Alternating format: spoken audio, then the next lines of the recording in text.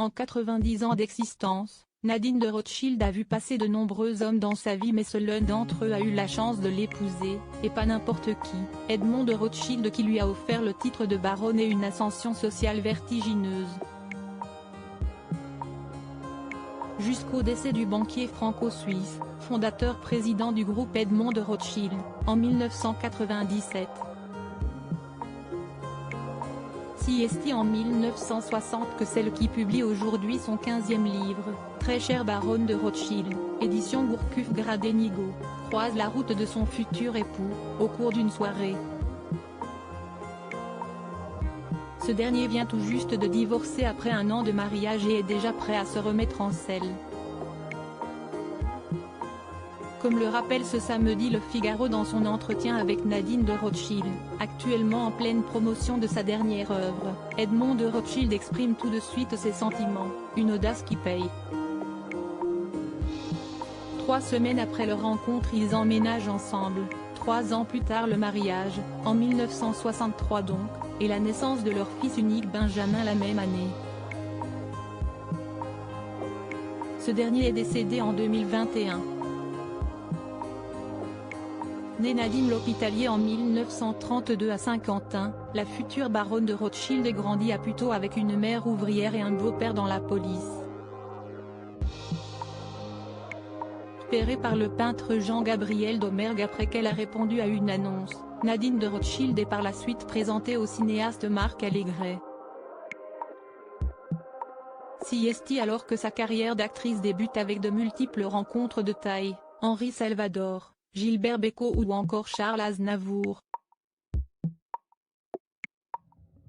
Parmi elles également, celle avec un certain Georges Brassens. La petite fleur de Brassens, si est celle qui se fait alors appeler Nadine Tallier, inspire l'immense chanteur qui écrit pour elle Une jolie fleur. Et à en croire Nadine de Rothschild, Georges Brassens voyait bien plus en elle qu'une simple source d'inspiration. Georges me disait toujours « Est-ce que tu veux dîner avec moi ?» Et je lui disais toujours « Oui, Georges, mais demain. » Mais ce n'était jamais demain.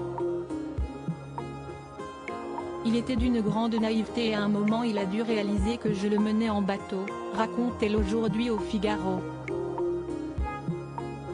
Courtisée, Nadine de Rothschild l'est toujours. Après le décès d'Edmond, un autre homme riche et puissant lui a proposé de l'épouser, David Rockefeller, qui est mort en 2017. Comme il était un ami de la famille, il a pensé que l'on connaissait les mêmes personnes, que l'on avait les mêmes amis et que cela pourrait très bien faire un très bon mariage. Il était charmant, très bien élevé, courtois. On avait les mêmes habitudes. On fréquentait les mêmes milieux.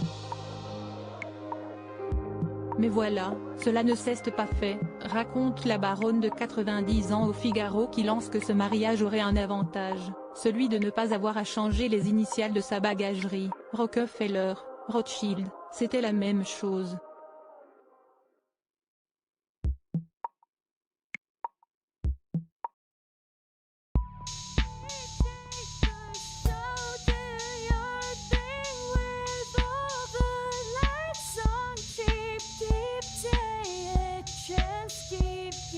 Take a chance, you can.